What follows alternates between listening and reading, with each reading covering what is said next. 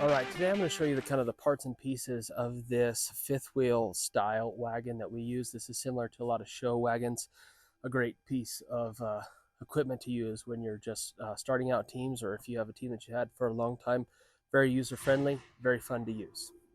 So this is the very front of the wagon, kind of where the structure and the safety start. This first part is called the neck yoke.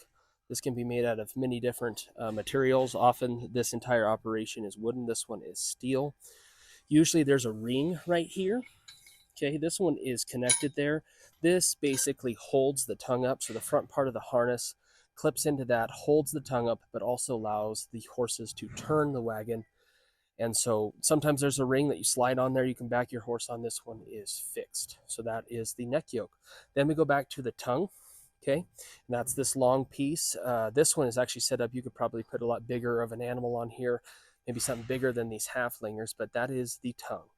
Then we come back here, and that tongue connects into the front wheels, which is, this is a fifth wheel system. So these wheels can really turn very far left and right with a little bit of suspension on there. So that's how that tongue connects in there.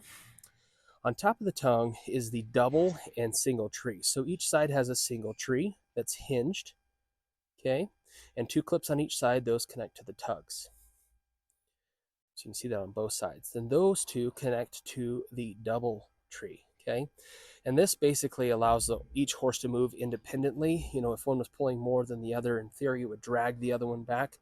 This basically allows them to be independent, which allows for more power and freedom of movement.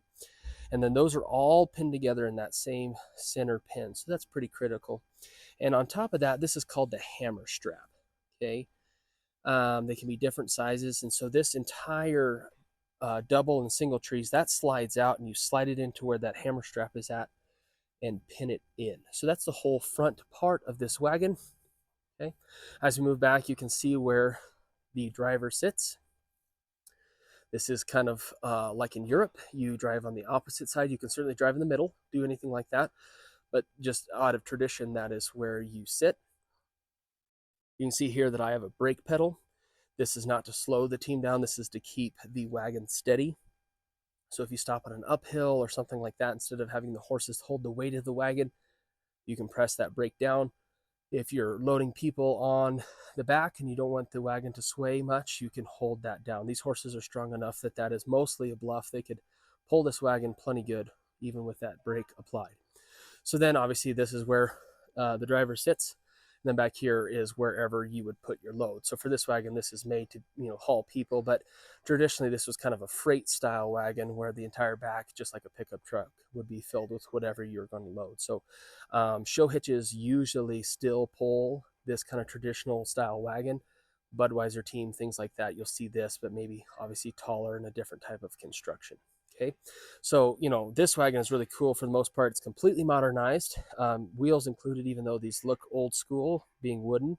They do have a rubber tread. So this is a really nice wagon that we get a lot of use out of. But if you're ever watching a wagon go in a parade and wonder, what all that is and why it works, this is just a quick little video to explain all the different parts of a wagon.